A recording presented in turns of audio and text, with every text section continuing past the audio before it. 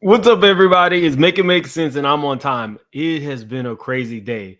We got Diddy literally trying to get all the evidence thrown out from the raids, and TD Jakes and his son are shading Larry Reed. It's getting messy in court. Like the video's intro plays, we got a lot to get into. It's a real full show. Make it make sense. Make it make sense. Make it make sense to me intellectually. Make it make sense.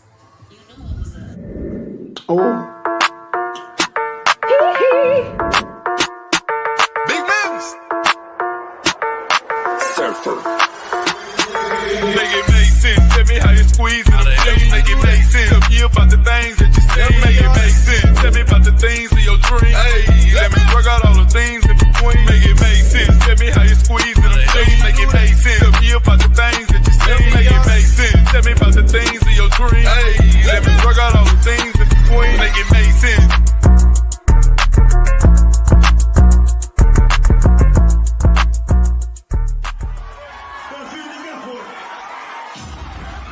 They said you get a disability check. Nope. I make too much. That's only for poor people. No, it's not. It's for people with a disability. You're rather short and your arms do that little thing. Have you applied for it?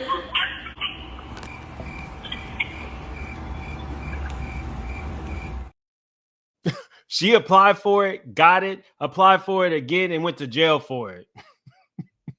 If you know Tommy, you know. Let me put my banner up. So we're going to be going through like real stuff and we'll be going through foolish stuff. We're definitely going to start with the foolish stuff. So bear with me, y'all. I can't not say something about this. Now, I'm not a big fan of the Zeus network. I know they pay a lot of people a lot of money to promote. Only time I watch it is when I'm out of town. One of my best friends does not miss an episode, and usually that's when I watch it. I'm not gonna say I never watched it. I'm not gonna say I don't watch Jerry. I didn't watch Jerry Springer back in the day. I'm not gonna say I don't like trash TV, but it's getting pretty bad, y'all. It's a progression. So hopefully we don't get in trouble for watching this from YouTube, but I'm not giving it that like food. What? Yeah, I'm not just giving. Well, why are you not fighting? Because I'm not. so right there, Tommy pulls out Pow Pow on the set of Baddies. Now, it turned out to only be a BB gun, but the fact that on a show like this, she was even able to do it is a problem.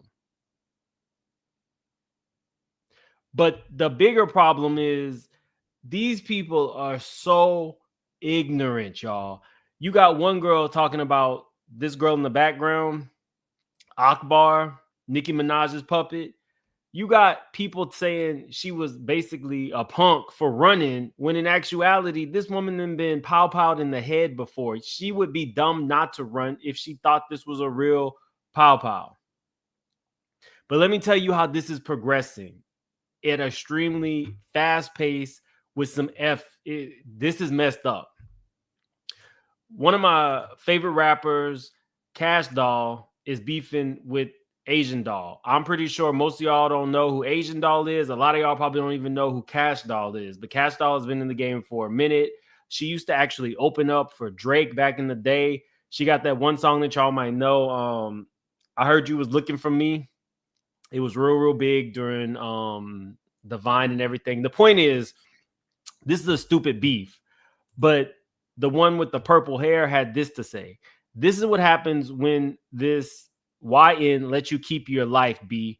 We let a 40-year-old B keep her life. My ninjas was fitting to shoot up your sprinter, and I let you live because you got kids, and you had them on the road with you. This ain't nothing to joke about. This is nothing to joke about. We saw what happened with Young Thug. We've seen Diddy, Biggie. You joke, you play, but everybody don't play like this. Everybody's not with the internet stuff. You literally just threatened this woman's life. Now, she's pregnant right now, twerking on the beach with Megan Thee Stallion, but you are releasing this in response to Cash Doll saying she may, pop you the next time she sees you. That's different than threatening somebody's mama's life. I pointed this out because this girl with the purple hair, who don't nobody know any of her songs, was actually on Baddies. So this is the kind of stuff that they be doing, but it's going too far. And I like trash TV. To be honest with you, I'm not gonna lie. If it's on at my friend's house, you know, everybody's kind of like amused by it, I guess. But this is too far. It's too far. Now, I can't even let you hear this. So, the cursing pastor has passed away at 67. I can't even let you hear what the neighborhood talk chose to air from him. So I'm gonna let you guys know how I ran into him. What's up, Reddit? Y'all say hi to my real life sister.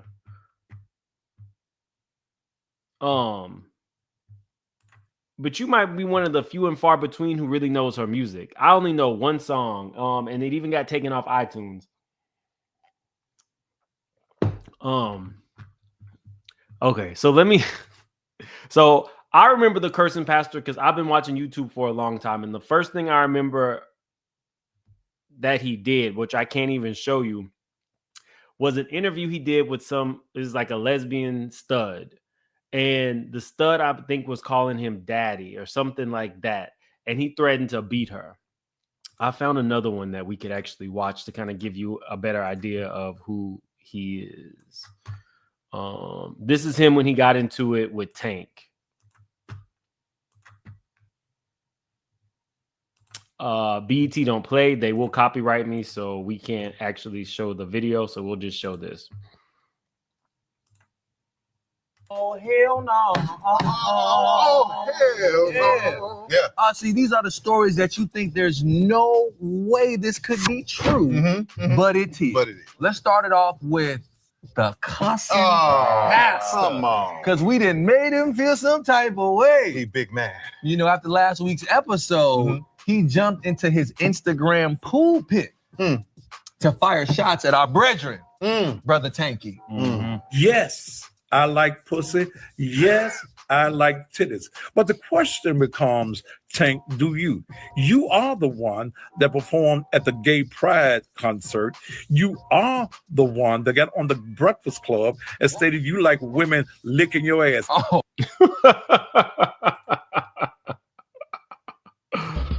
She a grandmother rapping about her legs to the moon. With the pants on, we your legs to the moon. You are a grandmother.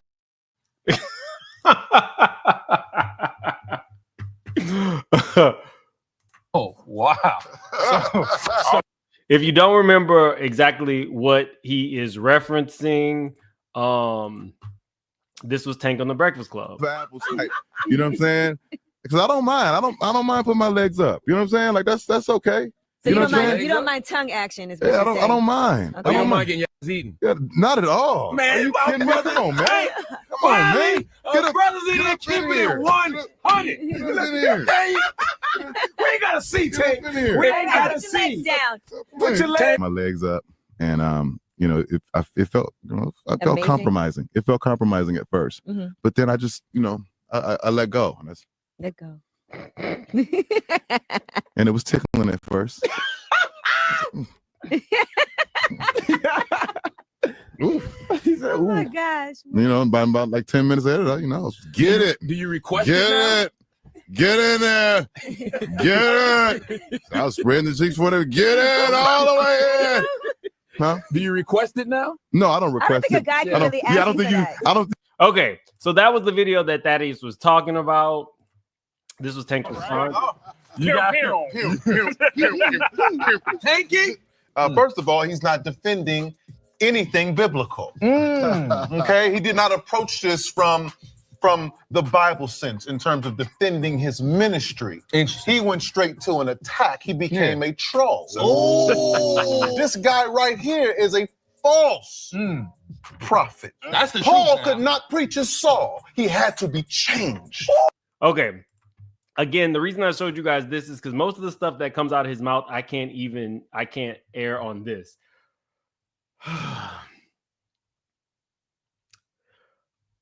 very recently, images came out of the cussing pastor who felt a way about Tank having his legs to the moon. The cussing pastor was sucking on a dildo. I don't know how else to say it. And the irony is not lost on anybody.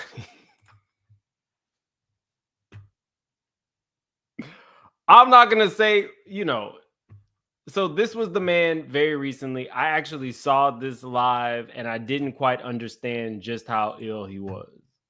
I want to ask my wife, my daughters, it was one of them freaky sessions that we were known to do. It was one of them freaky sessions that we were known to do.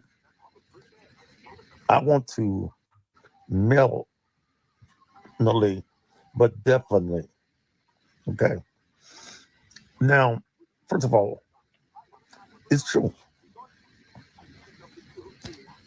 It was one of them freaky sessions that we were known.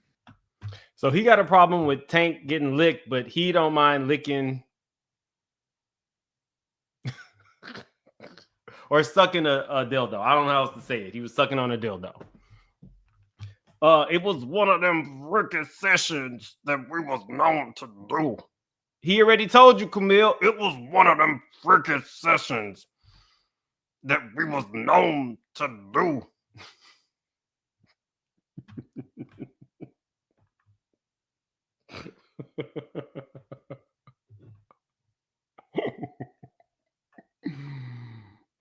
I can't remember if he was just sucking on one or inserting one or whatever the case may be. No, unfortunately, this is a different kind of send-off. Normally, we would be a little bit more pulled up when we're doing this, but he was with the shits, and so I'm giving him a send-off like he would have. I watched a lot of his videos. I saw his interviews where he was just cursing up a storm, disrespecting everybody, and that's just who he is. So, but he has passed away today at 67. This was one of the last videos he did where he was explaining that, was the licking and sucking of a dildo was just one of them freaking sessions that me and him was known to do. But yes. Condolences to his family. Let's move on. So while we're on that topic, let's move on to Heavenly. So Heavenly had this to say, and people are up in arms. Men are gonna feel like if you tell my wife to shut the fuck up, I'm gonna have a problem with it. I mean, that's just it is what it is. So when you have a conversation with somebody, and somebody gets upset and it goes to the left. Most men, real men, not gay men, not bitch men, you know what I'm saying? The guys that are kind of soft, but real men are going to feel like, you know what I mean? Straight men are going to feel like if you tell my wife to shut the fuck up, I'm going to have a problem with it. I mean, that's just, it is what it is. So I went back and I watched the entire live. I feel like, well, y'all know I like Dr. Heavenly. She's actually supposed to come on the channel at some point soon. We have not scheduled a date. I like Heavenly. This was ignorant. Now, Heavenly don't mind being ignorant from time to time. This was straight up ignorant. I cannot pull a context where what she was saying made sense. There was no connecting the dots here. I think that that's honestly just how she feels. And people like Heavenly really feel comfortable having, I don't even know if you want to call this kitchen table talk, but this was ignorant comment to equate gay men with weak men who won't fight. I don't know if y'all have Facebook, but when I'm scrolling on Facebook, it's one post, then a fight video. The fight video is either going to be the baddies from Zeus or some people at the gay club. Who's not fighting? Who's not fighting? It was ignorant. It was small-minded. I don't think that this will. She's really close friends with Carlos King. She's really close friends with Funky Dineva. I don't really think that this is going to deter them from being her friend. I know Funky said he was going to talk about it tonight, and he did a post. The basic general consensus is this is just how she feels, and it probably won't change. She came out later on with an apology, but I'll get into her apology after we listen to it. So when you have a conversation with somebody, and somebody gets upset and it goes to the left, most men, real men, not gay men, not bitch men, you know what I'm saying? The guys that are kind of soft, but real men. Oh, I'm sorry. It says, I'm with you. I apologize. It was an ignorant statement. I'm a grown woman. I can admit when I'm wrong. I didn't mean it that way. Here's the thing. Do I think that this is going to get Dr. Heavenly canceled? No, I don't. I think that as long as the ratings are where they need to be, Bravo's not getting rid of her. I don't think her boss, Andy Cohen, necessarily likes her, but I don't see them getting rid of Heavenly for this. Additionally, Heavenly kind of acts, if you watch these shows, Heavenly kind of acts almost like a producer. She's almost behind the scenes, pulling people's threads and setting up scenes and stuff. They're not going to get rid of Heavenly over this. She might get a little tap at the reunion because it was problematic and they don't really like her having her channel. It's my belief anyway, where she talks about this stuff all the time and always puts her foot in her mouth. This ain't going to change. This is not going to move the needle for Dr. Heavenly. What do I think she could have done differently? I think that after she made that statement, she probably should have done a live video with either Carlos or Funky or Carlos and Funky and had a real open conversation about it. The apology, I don't think anybody bought it. She says, and she does a lot of stuff and apologizes right after. It doesn't really move the needle. I don't know the demographics at Bravo, but I imagine it's mostly women and LGBTQ. You might not want to go too far with that type of rhetoric in the public when your boss is an openly gay man who has checked other cast members, like the cast members from RHOA, for making disparaging statements, calling Kim Phil's husband Chrissy and saying he was real delicate. If they could get checked, Heavenly is probably going to get checked.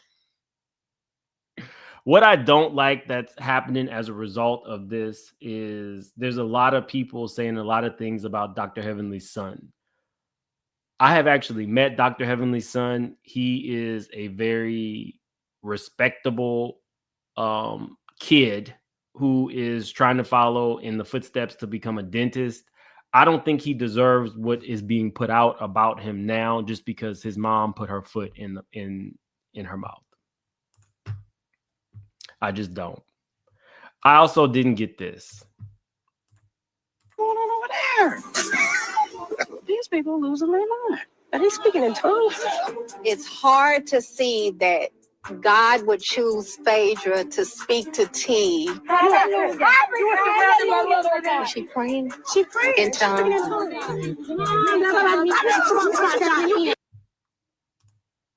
Now, I understand that people pray in tongues, but I don't want Phaedra's tongue praying on me. I'm going to pray for myself.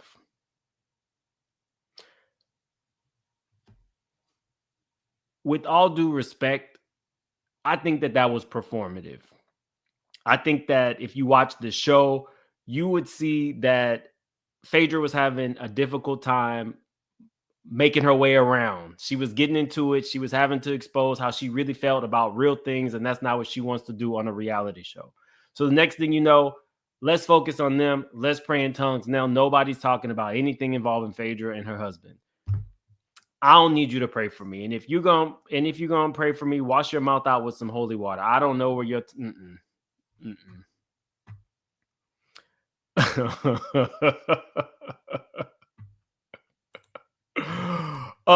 Moving right on to the Grand Dame.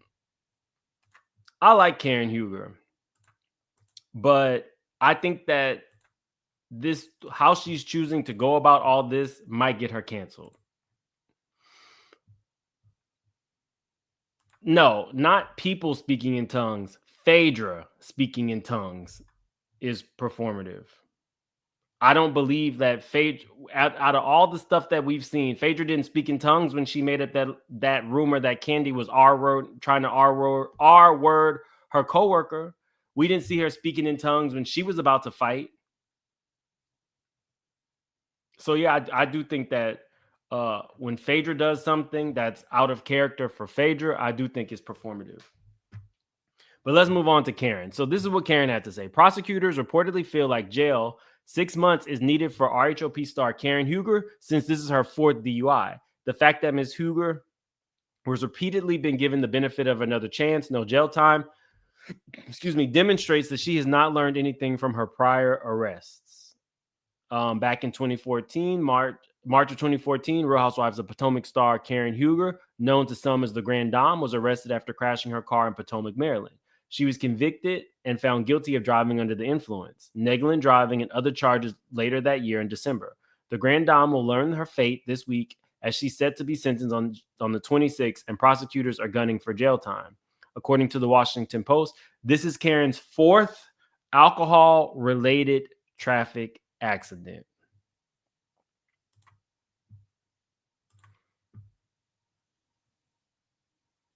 Let me see. The previous 3 happened from 2006 to 2011, and then resulted in a guilty finding for driving while impaired and another for driving under the influence. The Grand Dame managed to avoid jail time with those previous incidents, which is why the lead prosecutor Jordan Kramer is calling for jail time. The fact that Ms. Huger was repeatedly given the benefit of another chance on 3 separate occasions demonstrates that she has not learned anything from her prior arrest. In fact, it appears as if she has been emboldened. Jordan is also side-eyeing the timing of Karen going to rehab, as well as the place she chose.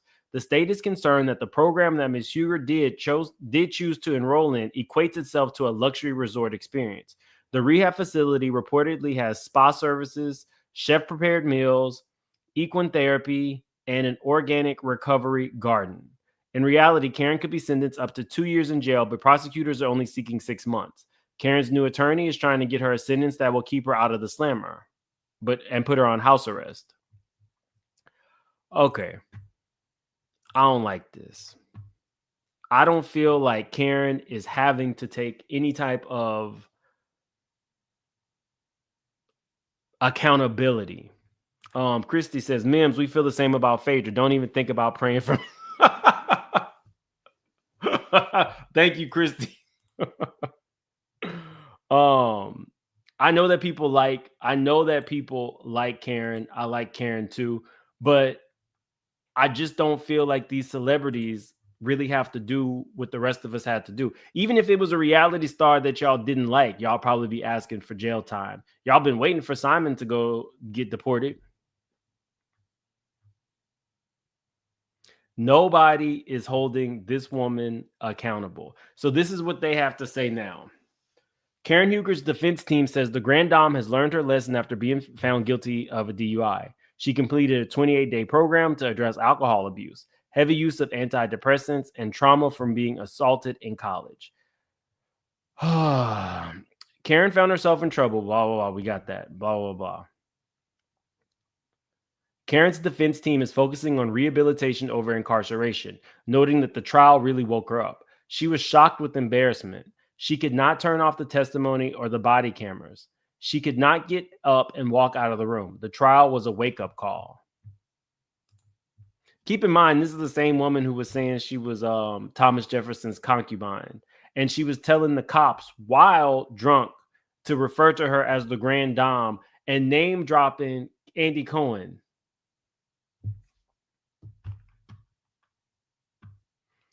I don't feel like there's any accountability. And every step of the way, now we're hearing that first it was as a result of her parents passing away. Now we're hearing that it's as a result of her being assaulted in college. Now we're hearing that it's as a result of the antidepressants that she's mixing with.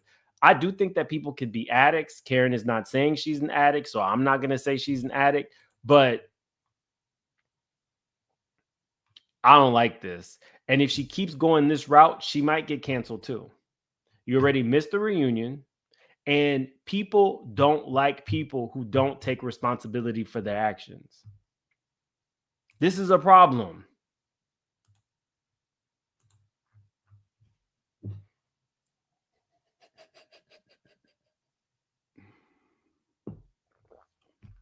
That's that's exactly right, Crystal. She crashed into a meeting in a crosswalk. What's next? Crashing into a person 4 times without ever having to serve jail time and feeling, I agree with the prosecutors.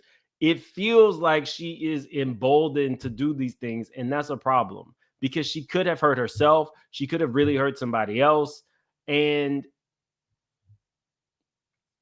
Karen holds everybody else accountable on her show. The fact that she didn't want the body cam footage out because she knew it was going to be problematic, she's too image conscious not to actually make amends for what she did. She could turn this around, but if she keeps going this route, she's going to get canceled. We don't know who the man was, but the man might have been blue-eyed. Y'all, for those of you guys who watch Bravo, do y'all think that I should do another panel discussion with like Rodney, Gabor, maybe Scotty, Jamie, the Bravo, the Bravo crew? Y'all can put in the comments if you want me to do a full video with Jamie, Scotty, Rodney, Gabor, where we talk about some of the stuff that's Bravo heavy. The wigs need to be sentenced to. Something needs to go on.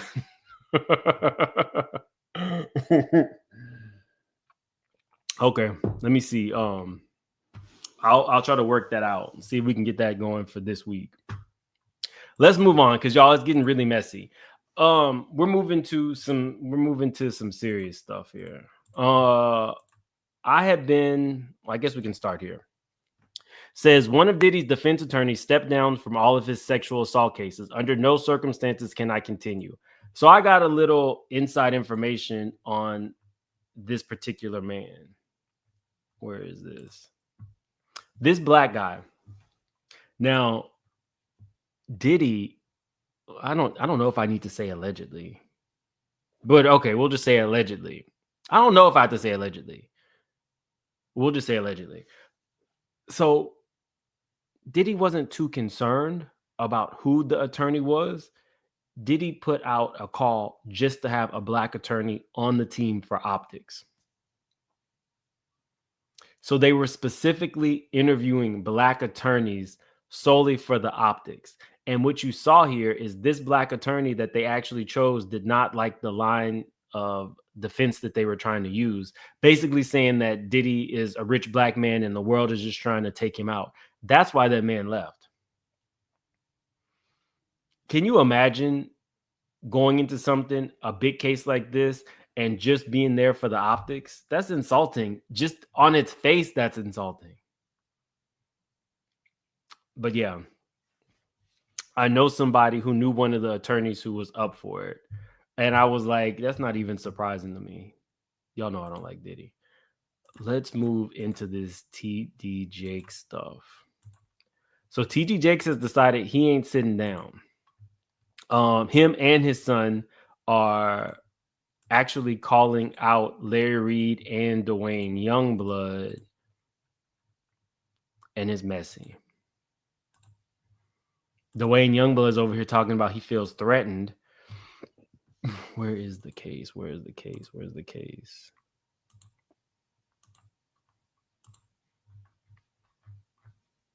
Damn it. Okay, here we go. Now, this is in TD Jake's words. And thank you for the super chat, Caribbean girl. T. Bradley, thank you for being a member for 13 months. Yes, the Black Bravo crew.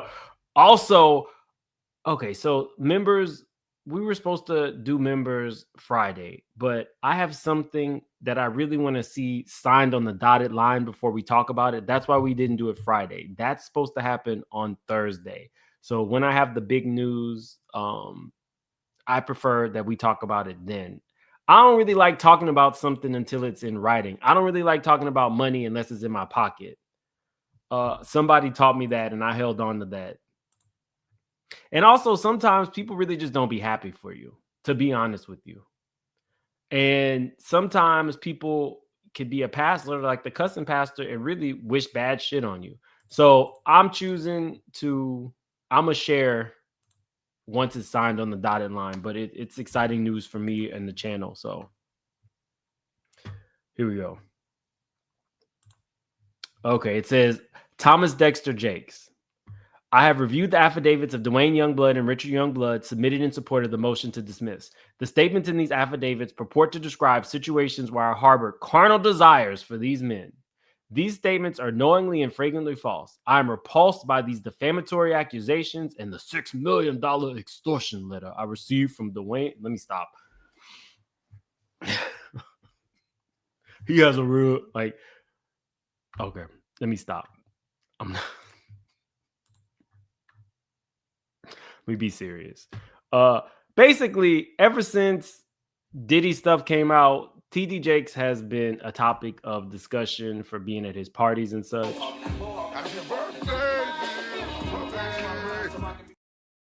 And being a spiritual advisor to Puffy. And then somebody submitted an anonymous email to a blogger, and they read the email. And the email said stuff like, TD Jakes was messing around with, I believe, his security guard. And one time that there was a photo going around of TD Jake. This is allegedly. This is just, I'm for those of you guys who don't know, I'm just giving you what was said. I'm not saying that I said it. I even chose not to report on it until TD Jakes came out and actually said something in that now very famous sermon where he talked about being swallowed up. Have you ever been swallowed up? Swallowed up. But basically, in the anonymous email that I chose not to report on, it said that TD Jakes was on a motorcycle, bent over in a pink thong, holding a peach cobbler. I didn't say it. That's what they said. We don't really know what else happened after that. Like I said, I didn't say nothing about it till he actually, there's some things I don't report. And because he's, a man of the cloth, some of the stuff that I could have said and done, I really,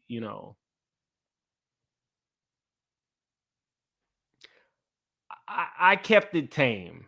Even the TD Jakes, what was it? It was like a song that somebody wrote. TD Jakes, what is it? TD Jakes a power bottom. I didn't even play the song, which is why some of the people who follow me from the Potter's house they understand that when I talk about these things, I'm not doing too much. I'm not doing too much. I'm not. Look, I'm just letting y'all know what happened up till now. This wasn't me. Not I wrote the song. I can't wait. TD Jakes if I run out, it will be an effing problem.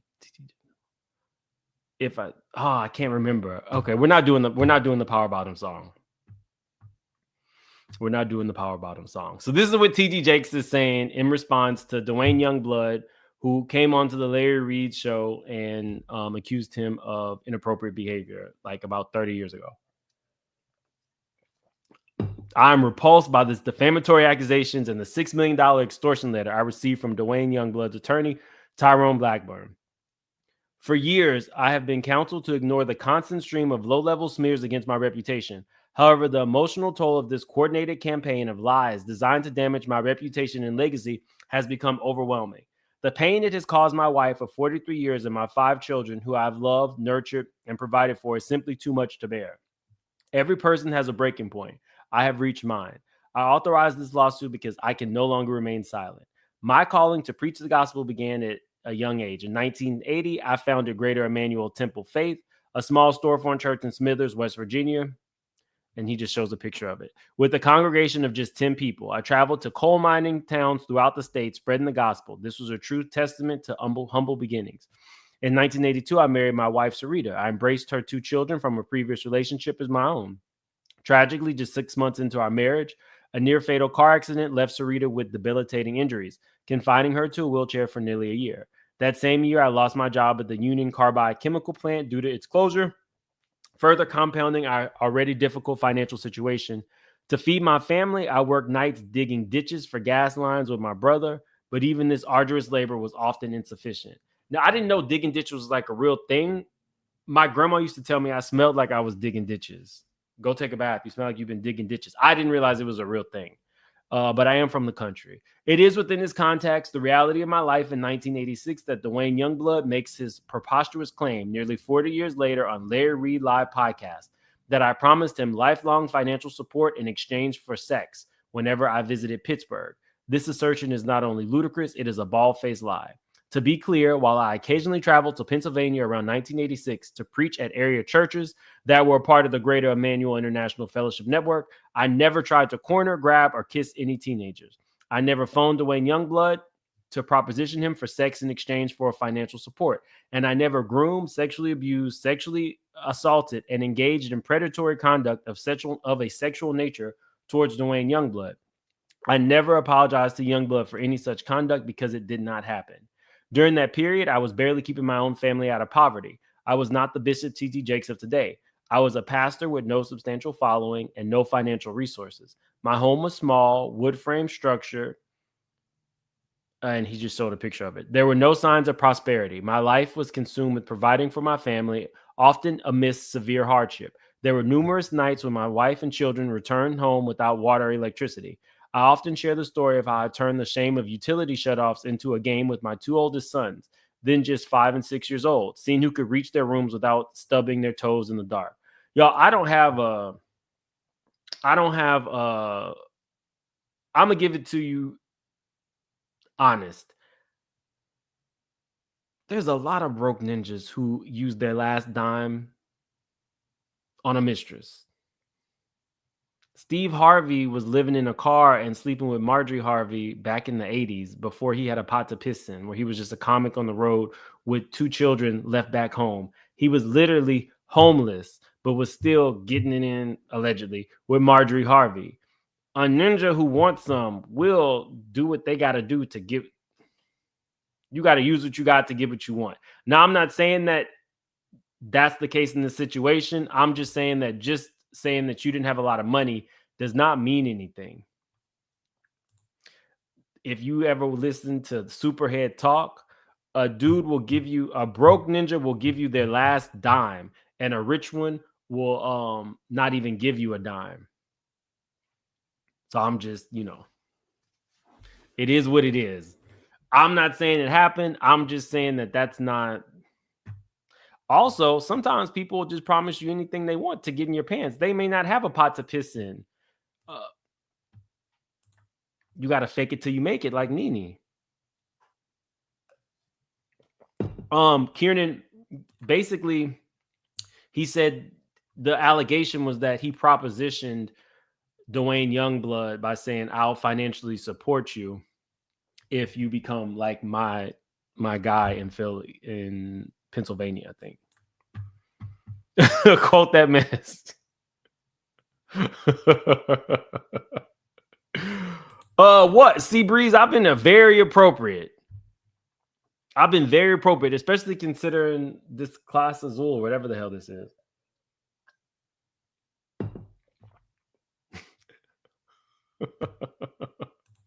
Or whatever. Somebody said not like Nene. Nene came on that show with no teeth, and they had taken a house through a shady business deal and got evicted the first season. Yeah, she faked it till she made it. Now she's like worth millions. So I don't know.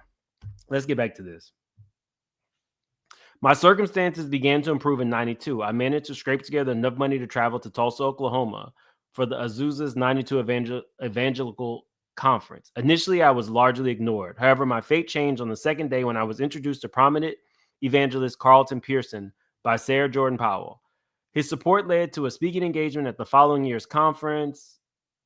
There, my sermon, Woman, Thou Art Loosed, resonated powerfully with the attendees and launched me into national prominence. Before this pivotal moment, my ministry was a modest local calling. Today, I have diversified my income streams as an author, film producer, real estate developer, and more. However, during that time period referenced by Dwayne Youngblood, I had none of this. In my 68 years, my only involvement with the justice system has been primarily through the Texas Offenders Reentry Initiative, a faith-based program that helps formerly incarcerated individuals reintegrate into society. I now find myself defending my character and integrity against 2 convicted felons at the behest of an overzealous. Sorry. This is where he starts reading Larry Reed. I now find myself defending my character and integrity against 2 convicted felons acting at the behest of an overzealous blogger attempting to extort $6 million from me. Dwayne Youngblood claims to have confronted me about the alleged attempted kiss, yet I never heard a whisper of this supposed incident until his appearance on the Larry Reed podcast. Although Dwayne blames this conjured up incident as an excuse for his abhorrent behavior, it is my understanding that he never brought any of this up as a defense in either of the trial that resulted in him spending half of his life in prison. Damn. If you don't know, Dwayne is a 2-time convicted sex offender who I know at least one of the young men that he violated was a member of the church. So that's doubly as bad. Any sex offender with anybody young is bad, but you were supposed to be kind of like a beacon of light, a pillar in your community, and you violated a young person. That's doubly horrible. See, I give you guys both sides. If I can, talk about that anonymous email where TD Jakes was bent over in the motorcycle wearing the pink thong holding that peach cobbler, I can tell you about the real stuff that went on with Dwayne Youngblood and why he was in prison. Nobody's safe over here.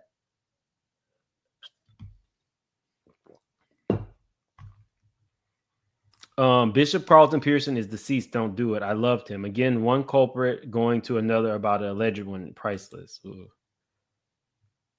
He should still be in jail.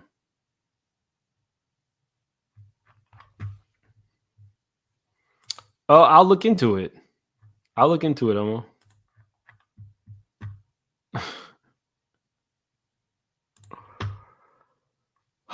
Spending half of his life in prison. I nor anyone he is now maligning was brought up in either trial. Make that make sense. Y'all, I got a shout out. I do not want a shout out from TD Jakes. I do not want to be in any of these filings. Make that make sense. If the event truly occurred and was traumatic as he claims, why is he never surfaced in any of Dwayne's own violation cases where such a detail would have been paramount to his defense? It is with deep sadness that I find myself responding to these egregious and defamatory claims. My willingness to address them does not diminish the need for justice. I am one of many who have been targeted by these malicious individuals. My commitment extends beyond defending myself. It includes exposing these individuals and their tactics, which often prey on those who lack the resources to defend themselves against such calculated attacks disguised as truth-telling. Now, again, I don't know if Dwayne was telling the truth. I don't know if TD Jakes is telling the truth. I'm just here to give you guys both sides of this. TD Jakes being worth what? Hundreds of millions of dollars is not defenseless. Now, I would say in terms of public perception shifting could definitely put him in a chokehold. But in terms of having the resources to fight these things, if I could show you guys the endless amounts of current open cases against celebrities, I can show you guys, it's endless. It's like daily. Anybody can file anything against anybody, and they just throw an attorney at it, and then it gets dismissed. He's not like defenseless in that mindset. I must add, the inconsistencies in Dwayne Youngblood's narrative are too numerous to address comprehensively. His story changes with every telling. Initially, he claimed I tried to kiss him. In a separate interview, he stated, I blocked him from leaving, which is completely out of character for me. His latest claim is that he was driving me home after a birthday party. Dwayne Youngblood also has implicated 2 other pastors, accusing one of groping him during a massage. Yet he has made no demands against that individual. He accuses me of merely trying to hug and kiss him, yet he seeks to extract $6 million. Why the discrepancy? If I am reprehensible as he portrays me, why did he join the organization where I served as vice bishop, leave, and then subsequently rejoin? Regarding Richard Youngblood's claims, while I frequently traveled to Pittsburgh during that period, Richard and I, as two adult men, were perfectly capable of making the 4-hour trip from Charleston, West Virginia, without requiring an overnight stay at a motel. I categorically deny ever getting into bed naked and propositioning Richard. Furthermore, if he genuinely believed me to be a threat, why did he later approach me approximately 10 years ago in Nashville, Tennessee at a TBN event about a job at the Potter's House? His story surfaced only after I declined to hire him due to his lack of qualifications. Richard has a history of instability. He hasn't been able to maintain a job. He has multiple children with different women and a felony conviction for failing to pay child support. It's difficult to respect a man who doesn't take care of his children. In all my years, I have never initiated a lawsuit against anyone. We filed this lawsuit against individuals who were supposed to be men of God, but are clearly not.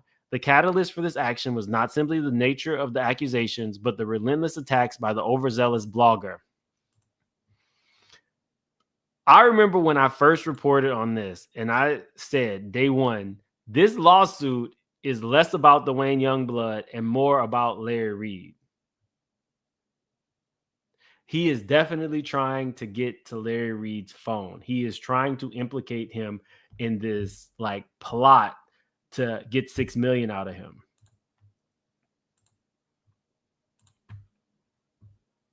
If anybody's been in Larry's chat and he's talked about it recently, has he said anything about this lawsuit recently? Let me see. I have faced many attacks in my life, but none like this. Even so, I feel compelled to stand up against these bullies. This is a carefully orchestrated attempt to destroy me. An overzealous blogger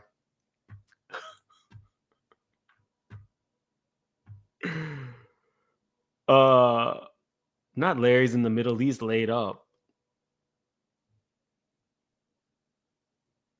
I didn't even pick up on that. Monique said, look at the pastor being judgmental.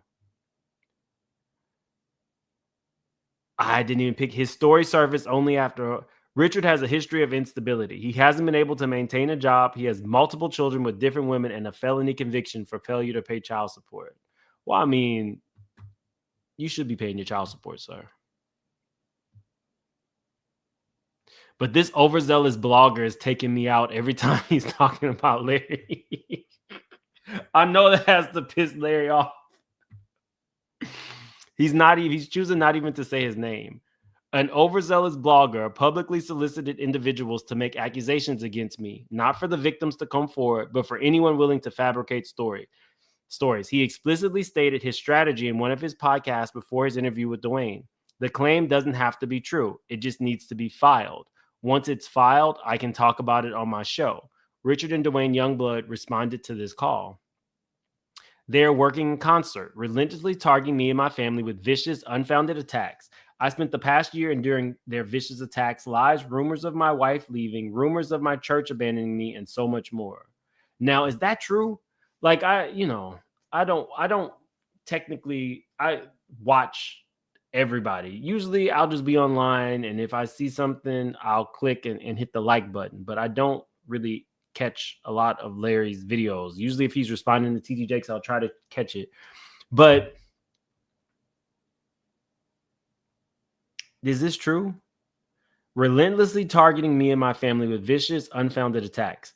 I spent the past year enduring their vicious attacks, lies, rumors of my wife leaving, rumors of my church abandoning me, and so much more. Y'all can put it in the chat.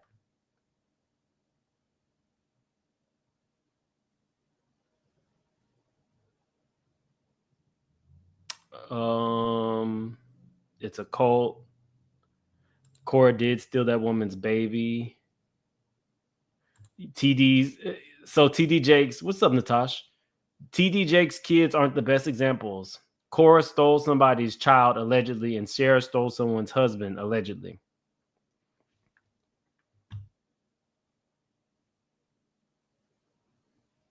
Wow. Camille says, I heard Miss Jakes was leaving, but not from Larry Reed.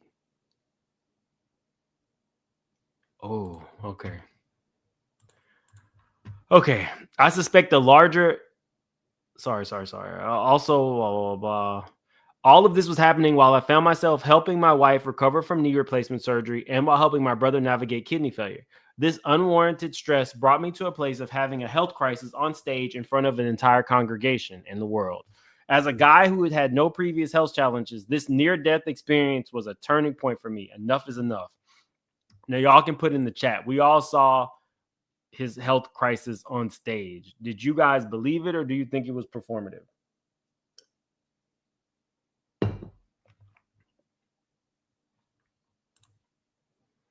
Enough is enough.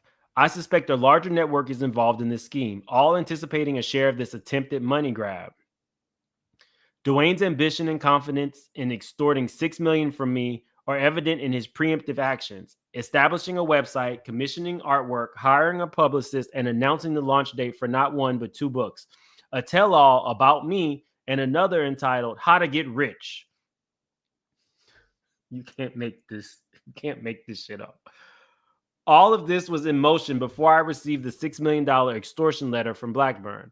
Blackburn has stated that he is not being paid by Dwayne. If this is true, the question must be asked, who is funding Blackburn's efforts? The only logical explanation is that he fully expected me to succumb to pressure of his false accusations and pay him $6 million to remain silent. Finally, Dwayne and the overzealous blogger, that has to be the drinking word, the overzealous blogger, had already publicized this fabricated story. Why would I pay them not to tell something that they had already broadcast to the world? Now, that is something that I told you guys once I initially heard of the lawsuit. There would be no motivation for him to stay silent if you have already told the world that he did it to you. This tactic aligns with Tyrone Blackburn's established pattern of behavior. This entire smear campaign began shortly after the public announcement of a commitment from Wells Fargo. Why anybody would want to be in bed with Wells Fargo, I don't know. A commitment from Wells Fargo of up to $1 billion for community redevelopment. This initiative is designed to provide quality, affordable, and workforce housing, broadband access for children lacking adequate internet service, fresh grocery options in food deserts, job creation and training, and comprehensive support services for underserved and undercapitalized communities. This partnership was never intended for my personal gain. It is a testament for the commitment giving back to the community that has supported me for decades. In summary, I have no ulterior motive. I desire peace, accountability, and an end to this harassment. I pray for an expeditious resolution to this matter, one that respects the integrity of the federal court process and allows me to continue the work that is most dear to my heart, investing in the lives of those most in need. My deepest concern is that others will be victimized by their vicious, collaborative tactics. Unless the law intervenes, this pattern of abuse will continue. Now, this is what his son had to say. Thomas Dexter Jakes. TD Jakes is my father. I am his second eldest child. I live in Dallas, Texas. I write this affidavit in support of my father's lawsuit against Dwayne Youngblood and those whom Dwayne coordinated to smear my father in the podcast. So again, now he's targeting Larry. The abused becomes the abuser. One afternoon, November 3rd, 2024, I was looking at my social media feed and noticed an advertisement promoted by the Larry Reed Show podcast for an interview with Dwayne Youngblood labeled "The Abused Becomes the Abuser." I was immediately concerned that Dwayne Youngblood might be putting himself in harm's way unknowingly by involving himself with Larry Reed. Based on my personal experience, Larry Reed's podcasts create controversy that can be very destructive to people's lives. Certainly, such has been my experience with Reed's podcast targeting and attacking my father over a period of years. That is the context in which on November 3rd, 2024, I sent a message to Dwayne Youngblood. It was a cautionary warning to someone I know, Dwayne, to avoid Larry because my experience is that Larry Reed distorts facts and is not truthful.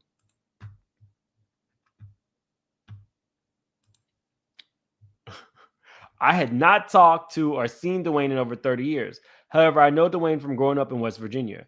Our families were part of the same church community, and Dwayne's brother, Richard Youngblood, was my youth minister. When I sent the message to Dwayne, I had not seen the podcast, so I did not know what had been stated or that my father was the focus of the discussion. There was no reason for me to say anything that I intended or meant to be threatening.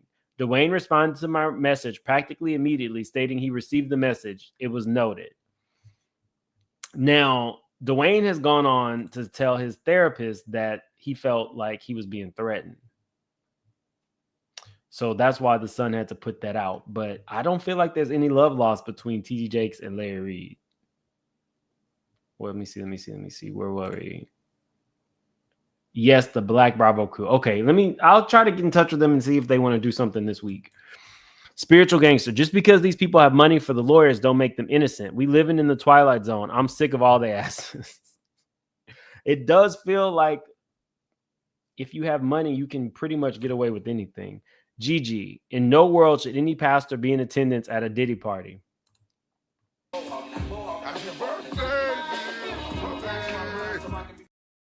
Well, they do say that the sex was like behind multiple gates. I can't remember. There's so many rumors that have gone around. Did anybody ever say that they saw him do anything wrong at the party? I can't even remember at this point. C. Burgeon, thank you for becoming a member. Keita Bug, broke men deliver the best D, especially when they need a place to stay. I was not expecting that. That was not expected. Keita. Now, Keita, go ahead. You might as well put it in the chat. Let us know what you're talking about. I was not expecting that. Remember, Keita, it's supposed to be against your religion to tell people your business. And it's against my religion to tell y'all my business. Have a nice day. Reddit says they're called homosexuals. Or I guess, is that the same as a city boy?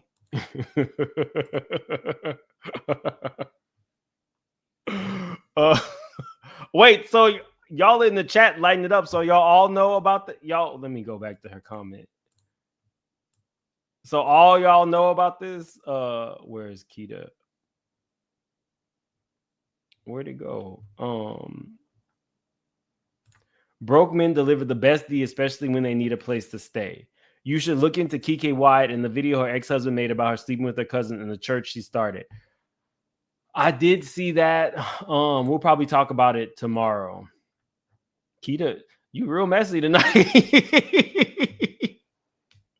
Thank you. Thank you, Keita. I appreciate it. I can confirm it's true. Oh Lord, y'all. Okay. Let's get into Diddy. So I have been looking into he did a statement, but I don't know if I have reviewed Dwayne Youngblood's statement multiple times. I've reviewed both of his interviews and kind of given you guys his point of view. So I don't feel like I need to give you the rebuttal. The Diddy stuff is a little bit crazy to me. Him wanting to get all of the stuff thrown out from the raids is crazy. Additionally, I was talking to one of the attorneys today, and I noticed that if you've been following the case, right before the Jay-Z Diddy case got dismissed against the 13-year-old Jane Doe, they had filed something to remove Bad Boy Records from the lawsuit, and that was voluntarily dismissed. I noticed that around the 14th of the month on most of the cases from Busby's law firm, he filed the same thing. So when I was talking to the attorney, I was like, legally, and I'm not an attorney, I said, but is the strategy to put pressure on all of the remaining John and Jane Does? If this strategy worked, would it make sense to go ahead and just blanketly file on all of them to dismiss the case against Bad Boy Records? And she said, yes, that could be an effective legal strategy just to put pressure. Doesn't mean that they would voluntarily dismiss like the 13-year-old, but it puts pressure. So you have voluntarily dismissing of the Bad Boys off of the lawsuits. And now we're finding out that Busby threw this shit together so quickly and did not file the paperwork needed for him to practice in the Southern District of New York. So the 42 cases he's already filed, he's only going to be a consultant on. I'm actually starting to get worried because I do believe that there are people who were telling the truth and who have cases, but they went with the wrong attorney.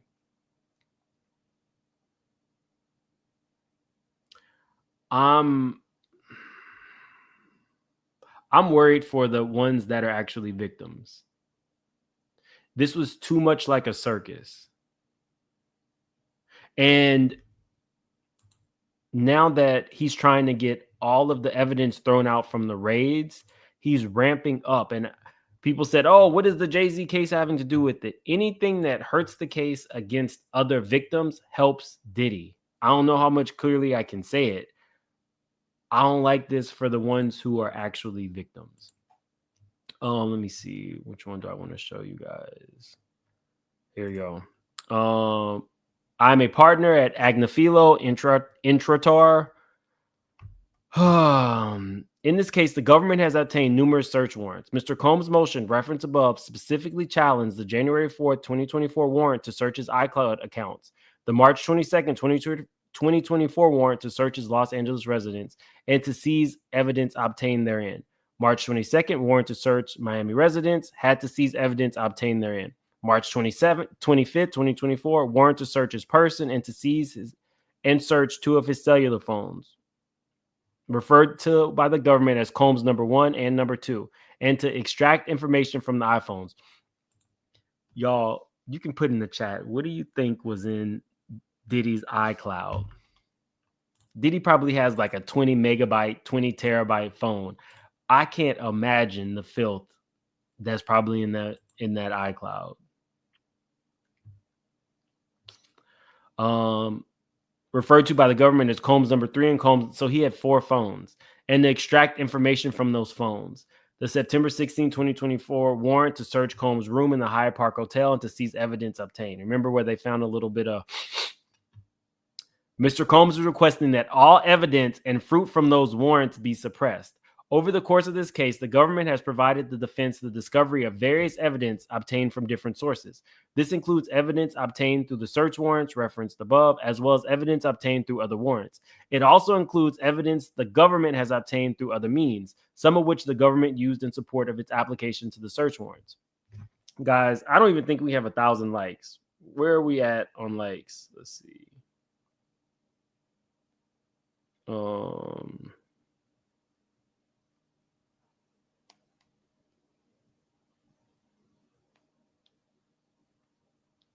Oh, I'm excited. Wheel of Time is coming back. Y'all, we don't even have 1,000 likes. Definitely hit that like button. What's up, AT2? Let me see. The government also communicated to the defense in correspondence various other matters related to the search warrants. From my review of the discovery, it appears that the government began its criminal investigation in the matter of, and I think it's redacted, but I'm going to say that's probably Cassie. Following the government's disclosure of the warrants to counsel on October 7th, I learned that about victim 1, we'll just say might be Cassie. I have since learned that those devices included an iPad and a MacBook Air, which both Combs and victim 1 used, and 3 iPhones. The government has been unable to extract the iPad. The remaining devices contain blah, blah, blah, blah, blah, blah, blah. I have viewed blah, blah, blah, blah twice.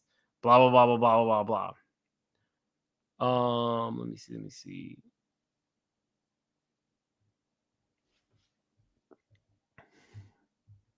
There's another one I want to read to you guys. Let me go to this other one. We're not going to go through all of it, but it was pretty biting. The government has a duty of candor when it seeks warrants. The nature of the proceeding mandates secrecy, so the process is not adversarial.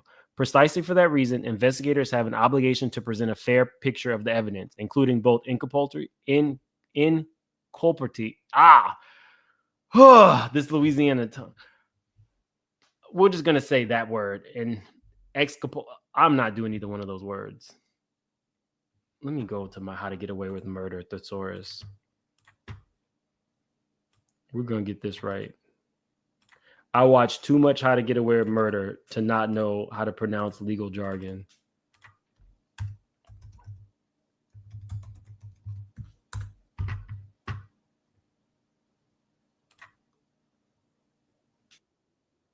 Inculpatory. So exculpatory. Got it. While investigators. Okay, I got it. Thank you, Google.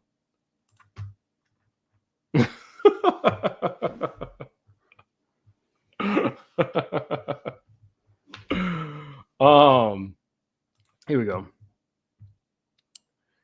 While investigators need not present a magistrate with every bit of evidence, they must nonetheless include a reasonably even-handed account, and they cannot omit critical exculpatory facts that might undermine a finding of probable cause. As blah blah blah blah blah blah blah. The government in this case utterly failed to do so. It sought several search warrants to search Mr. Combs' residence, his electronic devices, his person, and it presented a grossly distorted picture of the facts. It included only inculpatory facts, and it excluded critical exculpatory evidence that was indisputably in its possession at the time. The government claimed victims were coerced into sex, but it failed to inform the magistrate that. Now, I think that this redacted part is basically them trying to say that when he was having sex with Cassie, it was consensual. I don't know why this is all of a sudden redacted now, but we've already seen statements where that's what they were alleging. They said they watched the X tapes and saw that she seemed to be enjoying themselves. Let me show you guys a picture of Diddy's attorneys.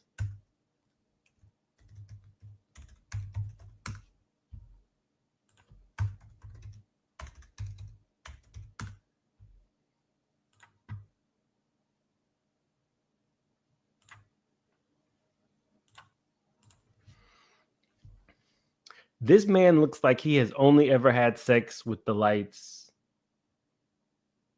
off. What the hell would you know about what a freak off would entail, and who is having fun? To sit there and literally watch these tapes and say that Cassie was not a victim because it was clearly consensual and it looked like she enjoyed it. I don't know this man's business, but I would feel like he would be more closely related to somebody who might be paying for it than somebody who would know what a freak off really entails. So to make the claim that they should have told the judge that this was consensual sex when they were looking for these search warrants. Okay, sir.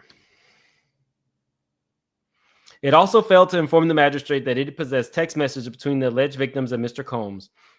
The applications were intentionally misleading, which at a minimum requires a frank hearing.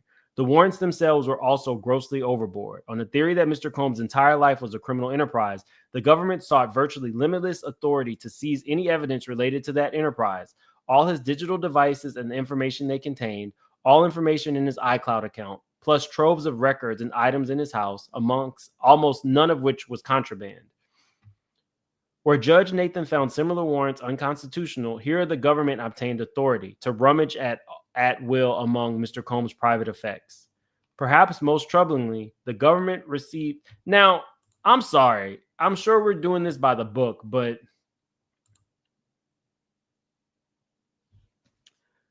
they found guns where the VIN numbers were scratched off. I'm glad that they went through this man's house. I just see them. This is a last-ditch effort. There's no way that the judge is going to go ahead and say, well, all of this was seized without proper authority, or you didn't fill us in as much as you should, so we're going to throw all of this evidence out. Perhaps most troubling, the government received essentially limitless authority to search Mr. Combs' digital devices, which contained a vast trove of personal information. The United States and the Second Circuit have repeatedly warned that it is especially important that digital devices searches must be limited and particularized. The warrants here were not. The warrants were thus unconstitutional general warrants, and the evidence obtained through those warrants must be suppressed. I would be so pissed. I would be so pissed if he gets away with this. During its investigation, the government executed numerous search warrants. We don't really need to go through all these. Both applications were based on substantially identical affidavits sworn by HIS Special Agent Sean Quinn. 3 days later, on March 25th, the government obtained an additional warrant to search Mr. Combs' person and to seize and search 2 of his cell phones. The warrant sought to obtain evidence related to possible crimes of racketeering, sex trafficking, and obstruction of justice. The list of items to be seized at the residences were incredibly broad, spanning pages, and including, among other categories, all digital devices found within the residence. The list of information to be obtained from the devices was similarly broad. But as detailed below, the warrant applications presented a grossly distorted picture of reality. The government had in its possession, for example, a variety of evidence, including, so it's redacted. Y'all think it was a banger 1000? What is it? What's the thing? The banger 1000? Sex banger 1000? Suggesting victims' participation in the alleged freak-offs was voluntary and consensual, not coerced as the government suggested in its application. The government's claims, The government's claim, I moved too far. The government's claims was based primarily on statements from producer 1, an utterly unreliable witness whose claims were contradicted by other evidence that the government failed to mention. And the government's obstruction allegations were based largely on texts and statements taken out of context, a critical part of context being blah, blah, blah. The affidavit also failed to mention that nearly every witness he interviewed had blank, giving them a financial motive to fabricate or embellish. So the producer, of course, is Little Rod. Little Rod said that that man had guns. They found them. He said that he was paying for sex workers. They found the proof. Little Rod said that there was tapes of people, and I'm pretty sure that those tapes and videos are why they felt they should be able to review his iCloud and such. I don't know if Diddy's living in the same reality that we are. He definitely was trying to obstruct justice when he was reaching out to these people, telling them to say that it was consensual sex. Sometimes when I review this stuff, I get a headache. Y'all remember that, right? He was reaching out to multiple people saying, remember we were having a good time? Remember we were having a good time? Chanel says Mims needs a legal channel, and with the shits channel, it's all the same. It's all the same. Empress, thank you for the generous super chat. She says, hey, Mims and Straight Shooters family, all of this is diabolical. Keep up the great work, Mims. Thank you. I appreciate that. And thank you for the very, very generous super chat. We are straight shooters around here. So a straight shooter. Pow, pow. And the probable cause statements were intentionally misleading, but it worked. The government got its warrants, leaked damaging information. They are maintaining that the government leaked the video footage of Cassie getting beat up by Diddy and then executed its military-style raids at Combs' residences. You're the one with guns that don't have any serial numbers on it. Through this duplicity, the government obtained evidence, including multiple electronic devices with an enormous amount of information about his entire life, an enormous and unfair tactical advantage. It continued to press its advantage, obtaining an indictment and multiple additional warrants, which are also incredibly broad.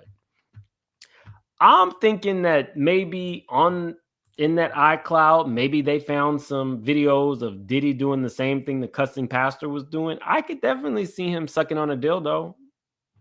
I just think that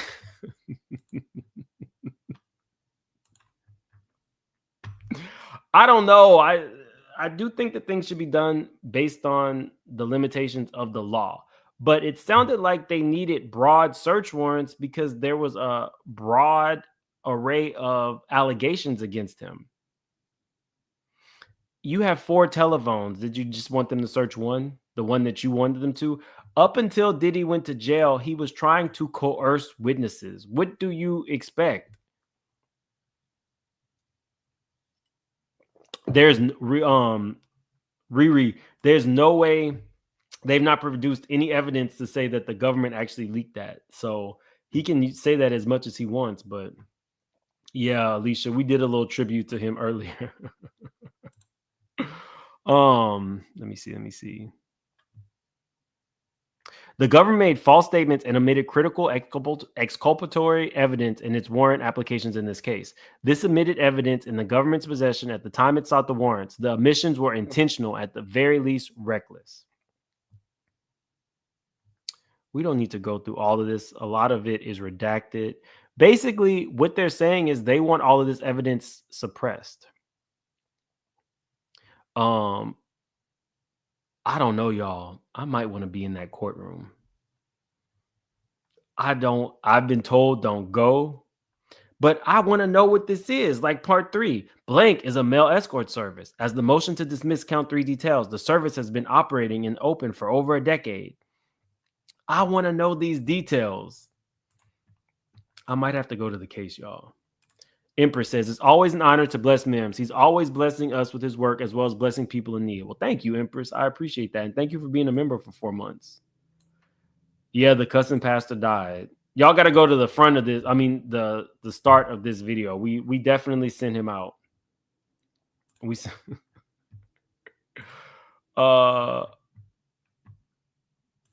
yeah, I do think that I should. I don't know. I don't know. I'm nervous. They said it may not be safe for me to show up there. But I want to know all this information. The government relied on information from sex worker 1. Redacted. Sex worker 1 was also given the redacted. I want to know all this information so I can give it to y'all. I'm going to think about it. Anyway, the point being, they're coming out swinging.